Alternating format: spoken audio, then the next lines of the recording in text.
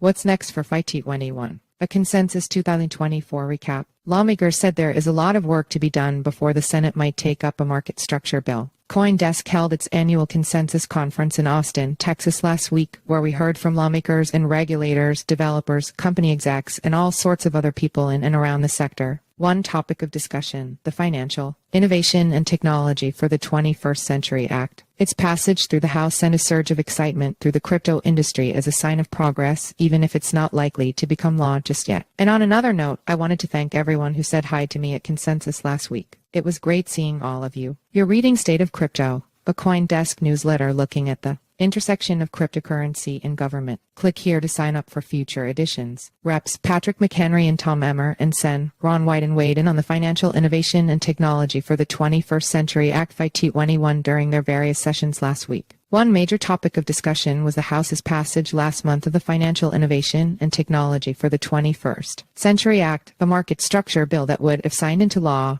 dramatically reshape the regulatory frameworks governing crypto businesses and operations in the U.S. This bill's chances, any bills really, of moving through the Senate are slim. Moving a bill through the Senate is a complex process. As CoinDesk has reported before, the Senate may want to start from scratch on a market structure bill, meaning it would have to go through a full committee process. Even if the current version of the bill goes to the floor, the Senate is likely to change provisions or other aspects of the bill, House Majority Whip Tom Emmer told the audience last week. In that event, the bill would move back to the House. Right now, my best bet would be if we get this done this year. It's probably more likely during the lame duck once the dust settles and everybody who's wearing their jerseys now recognizes we got to get moving on, he said. Rep. Patrick McHenry RNC, who chairs the Financial Services Committee, said he expects legislation to be signed within the next year, pointing to the sheer amount of support FIT21 received 279 votes in favor. The White House not issuing a veto threat on FIT21 was helpful and good, and it shows that they want to be at the table and policy here, he said. The Senate is a more complicated beast. It always is. The next step for the bill's proponents, he said, is to reach out to senators about the legislation.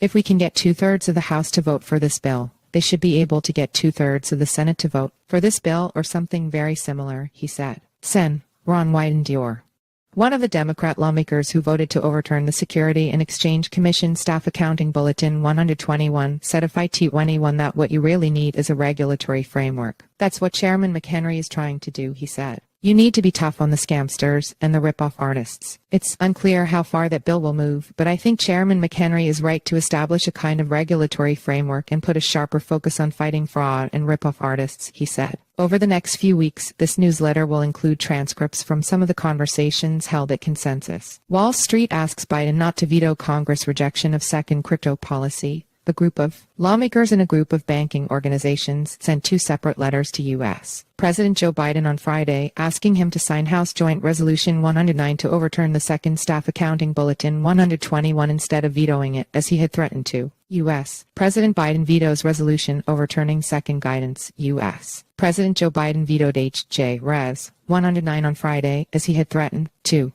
Terraform, Duquan agree in principle to settle fraud case with second court filing. After a jury found Terraform Labs and Duquan liable for fraud, the company has come to an agreement with the second. Flood of cash from Coinbase gives crypto one of the biggest campaign war chests. Coinbase, Ripple, and Andreessen Horowitz have each donated $25 million to Fairshake, a crypto-focused political action committee, and its affiliates over the last week. The PEC now has more than $161 million, one of the largest cash stockpiles for the 2024 election. Tuesday 14 UTC 10:00 a.m. ET. The CFTC Global Markets Advisory Committee met Tuesday, though crypto wasn't a major part of the agenda. Basel Roman III endgame was, though. Wednesday 13 UTC 9:00 a.m. ET. The House Financial Services Committee will hold a subcommittee hearing on tokenizing real-world assets. The Washington Post. There's a lot to consider in this story about Post reporters' efforts to have AI tools create photos of women, ranging from data collection practices to data availability to just how the internet experience might be for people. Minnesota reformer. This is a bizarre situation out in Minnesota. Someone reportedly attempted to bribe a juror in a high-profile trial, leading to the juror being excused, the rest of the jury being sequestered, and the defendants being taken into custody. If you've got thoughts or questions on what I should discuss next week or any other feedback you'd like to share, feel free to email me at nick@coindesk.com or find me on Twitter at nickheilst. You can also join the group conversation on Telegram. See you all next week.